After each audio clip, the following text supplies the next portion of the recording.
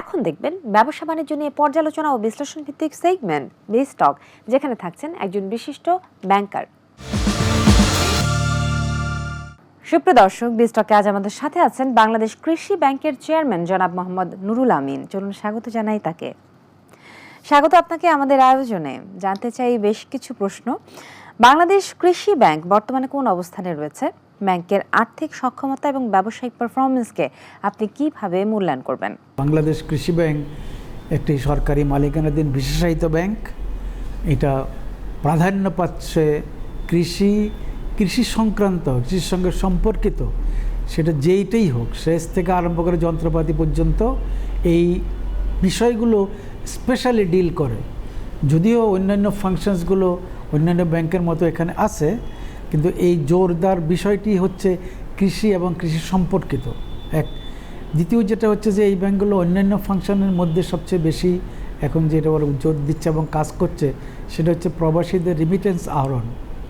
এই আহরণের মূল শক্তিটা হচ্ছে এই ব্যাংকের 1038টা শাখা। এই যে 1038টা শাখা সবগুলোই মোস্টলি 876টা শাখা গ্রামেগঞ্জে অবস্থিত। ফলে আমাদের যে প্রবাসী ভাইয়েরা গ্রামগঞ্জ থেকে যারা বিদেশে যান, যারা টাকা বেশি পাঠান, হোয়াইট কলারের তুলনায় তারা বেশি টাকা পাঠান, এবং সেই টাকাগুলো সঠিকভাবে সঠিক বেনিফিশিয়ারির কাছে পৌঁছাইয়ে দেওয়া, এটা কৃষি ব্যাংক অনেক ভালোভাবে করছে। সরকারি ব্যাংকগুলোর মধ্যে কৃষি ব্যাংক প্রথম রিমিটেন্স আহরণে, এবং সারা দেশে প্রাইভেট সরকারি মিলে ব্যাংকগুলোর মধ্যে কৃষি ব্যাংক দ্বিতীয়। কৃষি ব্যাংকের হয়তো অবস্থানটা অন্য দিক থেকে অত উপরে নয়, কিন্তু কৃষি ব্যাংক যে একটা সঠিক পথে কাজকর্ম করছে এবং বিশেষায়িত ব্যাংক হিসাবে সরকারের দায়িত্ব যেইভাবে অর্পিত হয় সেটা করছে, এই কথাটা আমি নিশ্চিতভাবে বলতে পারি। কৃষিভিত্তিক অর্থনীতিতে বাংলাদেশ কৃষি ব্যাংকের বর্তমান ভূমিকা কতটা গুরুত্বপূর্ণ এবং আগামীতে বাংলাদেশ কৃষি ব্যাংককে নিয়ে আপনার পরিকল্পনা কি?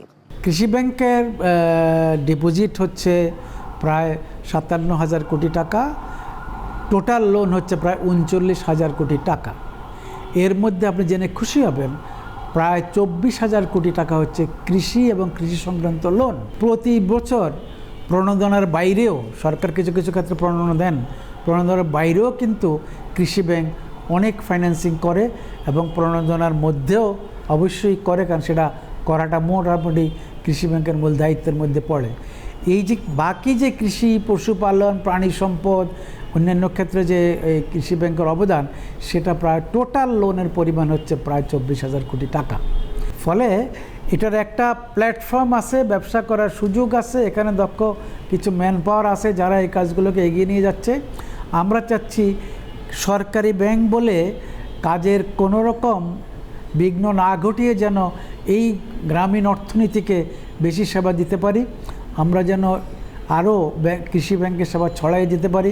কৃষি ব্যাংক যেন রিমিটেন্স বিতরণ থেকে আরম্ভ করে কৃষিতে আরও বেশি অবদান রাখতে পারে, সেই প্রচেষ্টাটা আমাদের অব্যাহত থাকবে। কৃষকদের জন্য ঋণ প্রাপ্তির প্রক্রিয়া আরও সহজ করতে কি কোনো উদ্যোগ নেওয়া হচ্ছে? ক্ষুদ্র ও প্রান্তিক কৃষকরা এখনও ব্যাংক ঋণ পেতে নানা সমস্যার সম্মুখীন হচ্ছেন। এই সমস্যার সমাধানে আপনার পরিকল্পনা কতটুকু? গ্রামের মানুষের সঙ্গে কৃষি ব্যাংকের সম্পর্ক অনেক গভীর।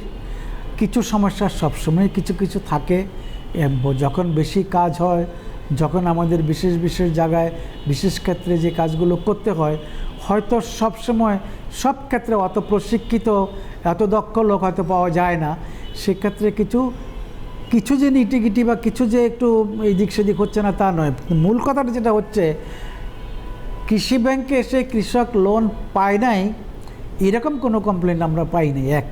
দ্বিতীয় যেটা সেটা হচ্ছে যে সরকারি ব্যাংক বলে যারা সাধারণ গরিব কৃষক কখনো কখনো, সবসময় না, দালালের মাধ্যমে ব্যাংকে আসে, তারা অনেক সময় একটা ভ্রান্ত ধারণা দেয় সরকারি ব্যাংক টাকা অনেক সময় শোধ নাও দিতে হইতে পারে।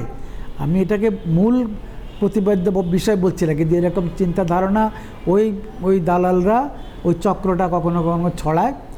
আবার মাঝে মধ্যে সরকারও কৃষি লোন মাফ করেন।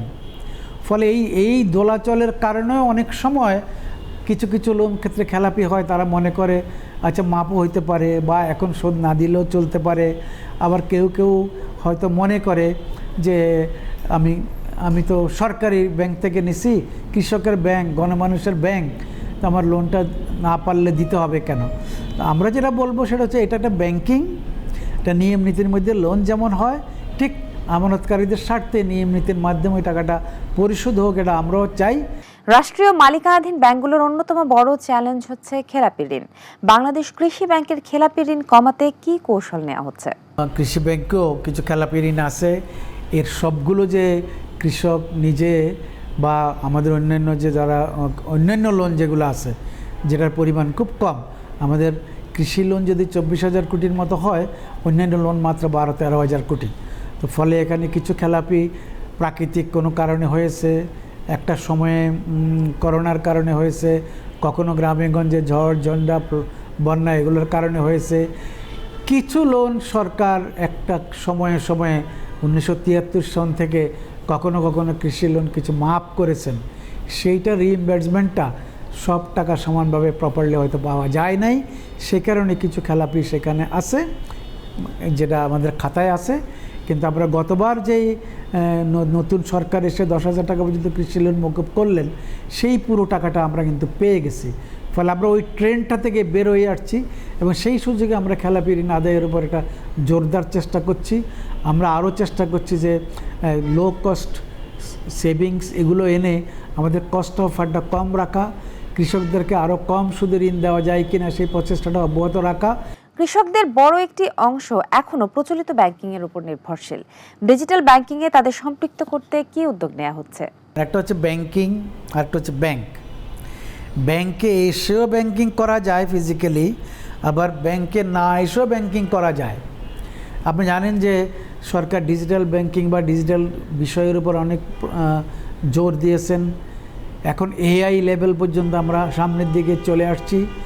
আর আপনি জানেন যে সম্প্রতি বাংলাদেশ ব্যাংক এবং গভর্নর মহোদয়ের প্রচেষ্টা হচ্ছে কিউআর কোডের মাধ্যমে লেনদেন করা। ফলে ডিজিটালভাবে ব্যাংকিং করার উপর এখন জোরদার হচ্ছে। কৃষি ব্যাংক তাদের আইটির মাধ্যমে এই কাজগুলো করতে সক্ষম হয়েছে। দুটো উদাহরণ আপনাকে দেই।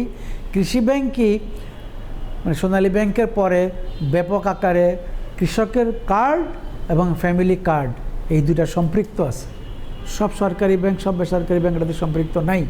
ফলে আমাদের আইটিটাকে আমরা আরও স্ট্রং করার চেষ্টা করছি। আমরা ওদেরকে ডিজিটাল ব্যাংকিংয়ের আওতায় আনার চেষ্টা করছি। আর সারা দেশে যেহেতু ইন্টারনেট ছড়িয়ে দেওয়া যায় নাই, ইন্টারনেট ব্যাংকিংয়ের ক্ষেত্রে সেটা তুলনামূলক কম হচ্ছে। এমনিতে আমাদের ডেবিট কার্ড, আমাদের এটিএম, আমাদের ক্রেডিট কার্ড, এই বিষয়গুলোর উপর আমরা সামনের দিনগুলোতে আরও জোরদার প্রচেষ্টা দেব। অসংখ্য ধন্যবাদ স্যার আপনাকে আমাদেরকে সময় দেওয়ার জন্য। আর এই ছিল আজকের আয়োজন। এতক্ষণ দেখছিলেন Pubali bank PLC business point, সাথে ছিলাম তাসনুভা মোহনা। সুপ্রিয় দর্শক, সামনের সপ্তাহে নতুন নতুন ব্যবসায়িক খবরাখবর নিয়ে আবারও দেখা হবে এটিএন বাংলার পর্দায়। ততক্ষণ পর্যন্ত সকলে সুস্থতা কামনা করে বিদায় নিচ্ছি। ভালো থাকুন।